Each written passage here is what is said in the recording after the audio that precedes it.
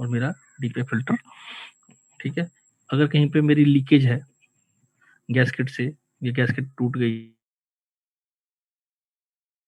सही तरह नहीं फिट करी, तो उस दौरान वहां से अगर लीकेज है तो भी मेरे क्या होगा, मेरा टेम्परेचर नहीं बनेगा हीट सिस्टम में, इस सिस्टम में टेम्परेचर नहीं बनेगा, तो मेरे कहीं ना कहीं हीट सिस्टम में दिक्कत आएगी, ठीक है। और ठीक है, तो इस केस में मुझे क्या करना है, एग्जॉस्ट मैनिफोल्ड में चेक करना है टर्बोचार्ज हाउसिंग लीक तो नहीं है, EGR cooling, boost pressure, air leakage, तो ये सारी चीजें मेरे यहाँ पे दिक्कत देगी। ये है मेरा डीपीएफ सब्सट्रैक्ट, मेरा डीपीएफ फिल्टर यहाँ पर, लेकिन ये घिसकर इतना पहुंच गया या टूट गया, ये पीछे को शिफ्ट हो गया, तो इतना हिस्सा ये पीछे चला गया। ऐसी कंडीशन तब आती है जब मेरा फिल्टर चॉक हो गया और मैं तब भी गाड़ी को चला रहा हूँ, तो गाड़ी के अंदर बहुत ज्यादा लोड पड़ता है, लोड होने की वजह से यहाँ पे ये खराब होना चालू हो जाता है, ठीक है। इस केस में आपको ये रिप्लेस ही होगा, हम रिपेयर नहीं कर सकते इसे, ठीक है। ये ऐसा फॉल्ट आएगा, ये बेसिकली जो रीजन है ये है कि आपने जो फ्यूल है, आपकी फ्यूल की क्वालिटी सही नहीं है, ठीक है। इंजन ऑयल लीकेज या ऑयल की क्वालिटी सही नहीं है, ठीक है। ये आ गया आपका, ठीक है। सूट्स में हैवी क्रैक्स पड़ गए, ठीक है आपके, तो हैवी क्रैक्स, ठीक है, आ गए हैं, तो कॉज क्या है, damage outlet plug leads to soot leak, तो यहाँ पे सूट ज्यादा आना शुरू हो गया है, ठीक है। Too much ash accumulated in expected due to rust in exhaust pipe, तो कई बार ऐसा होता है कि में जंग लगा, वो जंग ही आपका मतलब फिल्टर के आगे आ गया है, तो फिल्टर के आगे आ गया है, तो वो रीजनरेशन के दौरान आपका जो मेटल पार्टिकल है वो जलेगा नहीं, वो वहीं पे अटका रहेगा, तो वहां पे क्या होगा, बार बार आपका सूट जनरेशन होगा, तो कुछ ये भी आ सकते हैं, ठीक है। डीपी सेंसर इनलेट और आउटलेट पाइप आपने एक्सचेंज कर दिए तो भी गाड़ी के अंदर दिक्कत आएगा, ठीक है। फॉल्टी इंजेक्टर हो गया आपका, तो फॉल्टी इंजेक्टर होगा तो क्या होगा कि फ्यूल का पैटर्न सही तरह नहीं जाएगा, फ्यूल सही तरह नहीं जाएगा, तो आप वहां पे कहीं ना कहीं सही तरह तेल नहीं जलेगा, सही तरह तेल नहीं जलेगा तो आपका सूट लेवल, नॉक्स लेवल बढ़ जाएगा। डीओसी फेलियर में देखेंगे एचसी और सीओ को ये ड्रॉप करता है, वो क्या है, engine oil leak into DOC, तो ऑयल लीक होकर डीओसी में आ गया, कूलेंट लीक होकर डीओसी में आ गया, या कोई हमने फ्यूल की क्वालिटी में चेंजेस कर दिया, कोई फ्यूल मैंने डीजल मिक्स करके डाल दिया, तो भी वो भी मेरा डीओसी को खराब करेगा। एससीआर के अंदर डोजिंग नहीं हो रहा है, तो यूरिया टैंक, ठीक है, लेवल क्वालिटी मुझे चेक, यूरिया की क्वालिटी भी चेक, 50 से नीचे है, पहले मुझे चेक करना है कि 50 से नीचे तो नहीं है, तो उसे फिल करना है, ठीक है। रिफ्लेक्टोमीटर से उसकी क्वालिटी चेक करनी है, मोटर वगैरह मुझे चेक करनी है, मोटर काम कर रही है या नहीं कर रही है, ठीक है। तो मोटर के जो पंप के जो आरपीएम है वो 1500 आरपीएम होने चाहिए, ठीक है।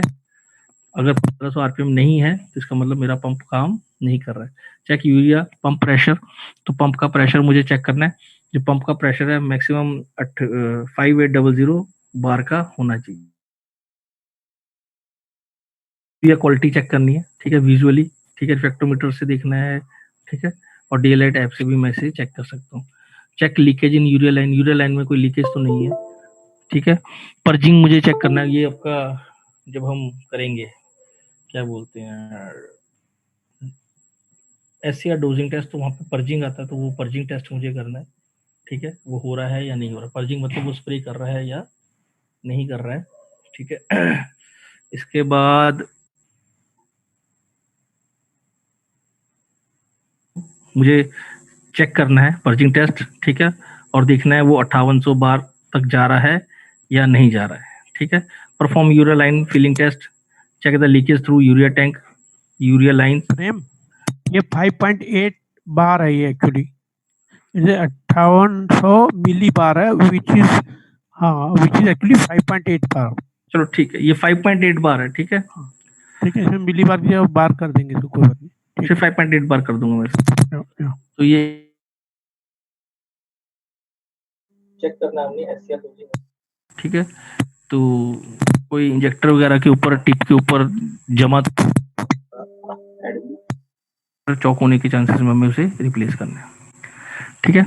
केमिकल पॉइजनिंग और SCR, high sulphur content in fuel, तो फ्यूल के अंदर हाई सल्फर कंटेंट, तो बेसिकली BS6 है, जो BS6 में हमने फ्यूल में चेंजेस किए हैं। तो पहले जो BS4 में हमारा डीजल आता था, डीजल में 50 ppm हमारा सल्फर आ रहा था, तो अभी जो BS6 है यहाँ पे कहीं ज्यादा है किसी डीजल में, तो वहां पे मेरा क्या होगा, एससीआर के फेलियर के चांसेस बढ़ जाएंगे, ठीक है। क्योंकि सल्फर जो है, सल्फर में चिकनापन ज्यादा होता है, तो वो चिकनापन क्या करेगा, कहीं ना कहीं मेरे फिल्टरों को चौक करेगा। इम्प्योर यूरिया डोज, ठीक है, अगर हमने सही क्वालिटी का यूरिया नहीं स्प्रे डाला है, तो भी वहां पे मेरा प्रॉपर